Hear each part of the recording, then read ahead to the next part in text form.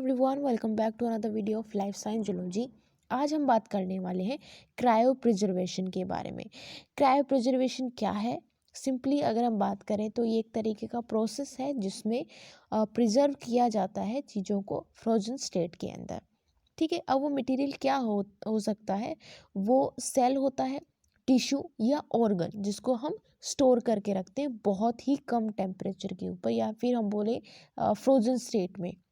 ठीक है, तो सिंपली क्रायो प्रिजर्वेशन क्या है? Is a process by which refer to the preservation in the frozen state. तो फ्रोजन स्टेट में यहाँ पे चीज़ों को प्रिजर्व करके रखा जाता है।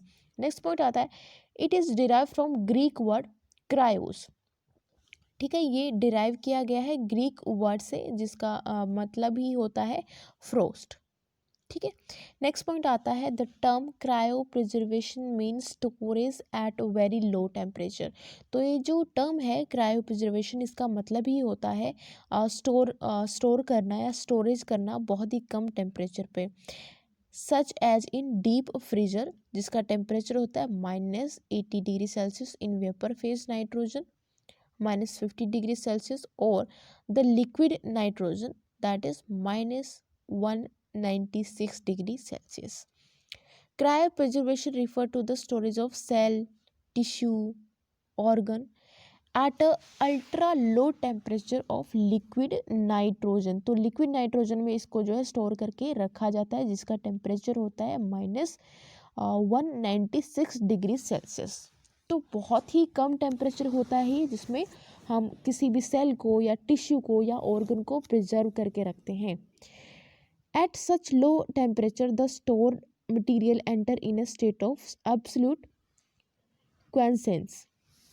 तो ये एक ऐसी स्टेट होती है जहाँ पे जितनी भी फिजिकल और बायोकेमिकल रिएक्शंस होती हैं वो होल्टेड हो जाती हैं, बंद हो जाती हैं। ठीक है, सिंपली हम बोल सकते हैं at such low temperature the stored material enter in the state of absolute quiescence as all the physical and the biochemical reaction are practically halted.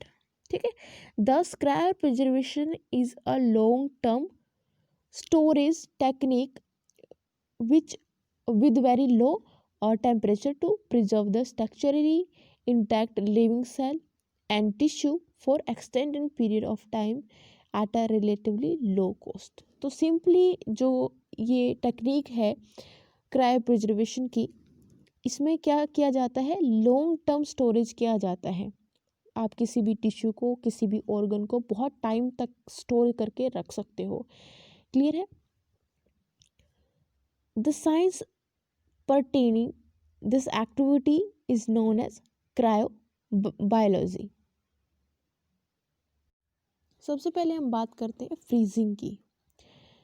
After addition of cryoprotectant, freezing is done in such a way that it does not cause intracellular freezing and crystal formation.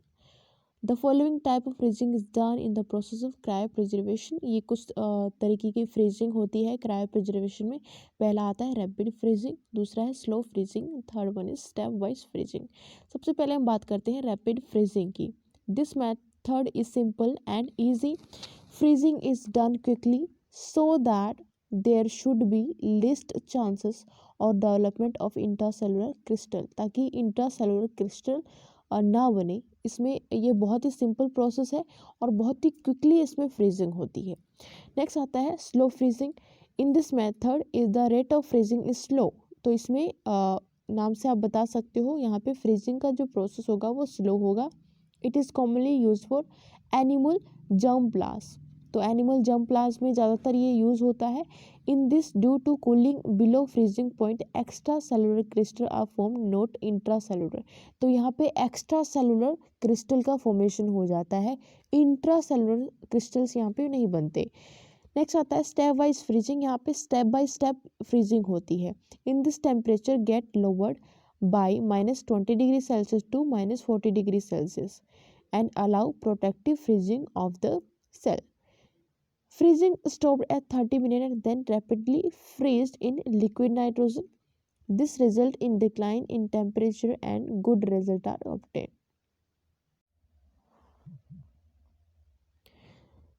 Storage in liquid nitrogen में जब cryopreservation का process किया जाता है यानी कि store करके रखा जाता है. First, if the cell are not stored at sufficient low temperature, an additional injury to the material be caused. The storage temperature be such that it stop all the metabolic activity and prevent biochemical activity. This can be achieved with the help of liquid nitrogen at minus 196 degree Celsius. ठीक है, तो इस temperature पे जितनी भी metabolic activity या biochemical activity जो कि सेल के अंदर या टिश्यू के अंदर हो रही है वो होल्ड हो जाती है. ठीक है, तो उसे हम प्रिजर्व करके रख सकते हैं. तो क्रायो प्रिजर्वेशन सिंपली क्या है, वो प्रोसेस जहाँ पे हम स्टोर करके रख सकते हैं बहुत ही कम टेम्परेचर में. हम किसी सेल को या किसी टिश्यू को या किसी ऑर्गन को स्टोर करके रख सकते हैं. तो लिक्विड नाइट्रोजन की वजह से वो जो ये क्रायो प्रिजर्वेशन का प्रोसेस है ये पॉसिबल है. यहाँ पे जो लिक्विड नाइट्रोजन है जिसका टेम्परेचर होगा -196 डिग्री सेल्सियस, इस पॉइंट पे जो है स्टोर करके रखा जाता है मटेरियल को. वो मटेरियल कोई सेल हो सकता है, टिश्यू हो सकता है या कोई ऑर्गन भी हो सकता है.